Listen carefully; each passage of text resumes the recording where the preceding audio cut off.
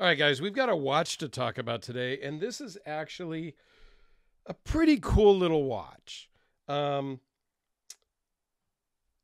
It's too small for me, but the good thing is they actually now make this in a 40 millimeter. This one here is a 38 millimeter. This is the Seagull 1963. It is not a homage. It's a reissue of the Chinese Air Force mechanical watch. And this is a mechanical watch. It is not an automatic. There is no rotor here, so it's not going to wind itself as you wear it. This is something that you wind in the morning and you wear all day, and you can set it down and pick it back up tomorrow. It has a 42-hour power reserve. So, you know, it's going to get you a day and a half, right? A day and 3/4, whatever that is. It basically, you're not going to have a problem if you wind it every morning when you put it on and you go to work or do whatever it is you're going to do. It is a chronograph, not really my style. I don't own any chronographs, but the chronograph does work pretty cool. A lot of times, and I've actually been in my Omega AD where somebody came in with a Rolex Daytona and complained it was broken. He's not a Rolex dealer, but that's okay. They swung by and talked to him, and he had to explain to them that, no, it's not broken. This hand up here is not the second hand. That's the chronograph hand. So we'll just let that run for a minute. I'll go through some of the specs on this. First off, this was loaned in from another channel, a watch review channel, Watch Sixto.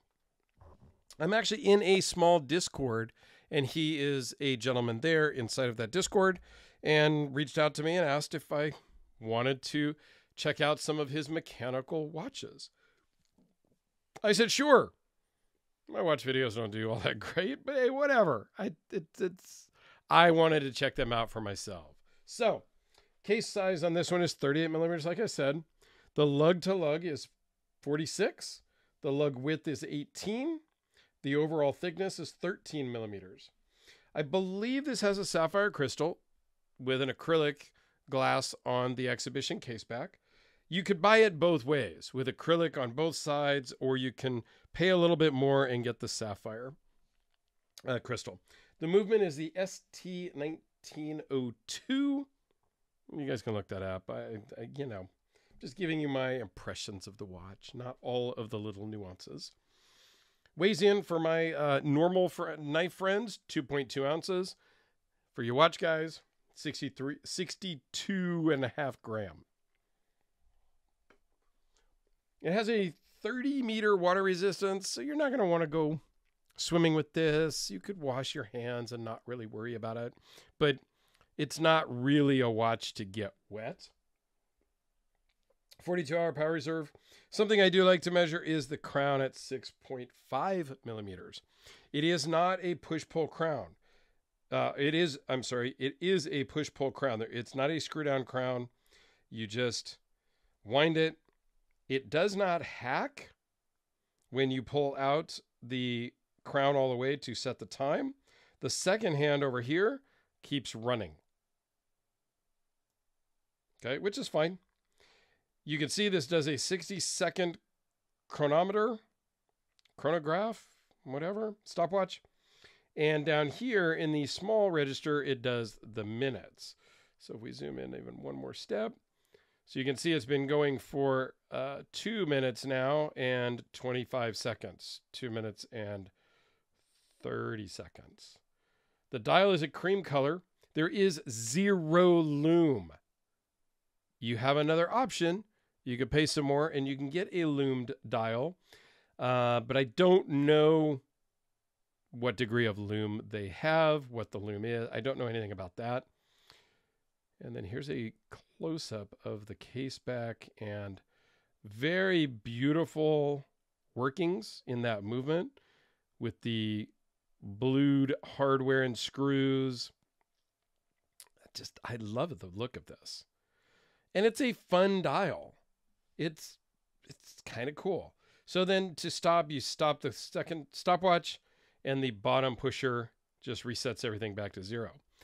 One thing that I didn't really like too much, and maybe it's because I have fat fingers, is these pushers are pretty close together.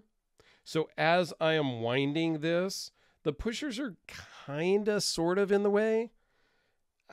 I can wind it fine, but I am running into the pushers as I wind. I'm not sure if those could really be spread out a little bit. I don't know. Again, I'm not a watch designer. I'm a watch wearer and a watch collector. Speaking of wearing, let's give this a quick wrist shot. This particular leather strap is either one hole too loose or one hole too big. So for me, I would want it right in the middle between the hole it's in and the next hole out, because this is just a little tight and claustrophobic for me. I like my watches to move a little bit and breathe. So let me just put it on the one that's a little bit looser to give you an idea as to what it looks like. This is a 38 millimeter on my 7¼ inch wrist. I did bring out a couple of other watches to compare and give you a size comparison, because this is rather on the small side. Now they do, like I said, offer this in a 40 millimeter. Here it is next to a 39 millimeter. I can zoom in a little bit for that.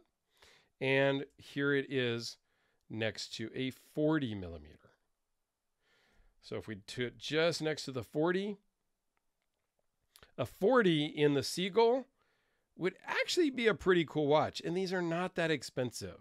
These are, like 300 pounds, $350 or something like that. I didn't do the conversion, but they're about $300. And in a 40, maybe it's a little bit more. I also brought out a 42 millimeter. None of these other watches are running, so they do not have the correct time. Well, this one started running as I brought it over from the other room, but obviously it's not the right time. This one is accurate time. So just to give you some size comparisons, the Grand Seiko at 39 mil is also a little small for me already. So when I knew this was a 38, I knew it was going to be too small.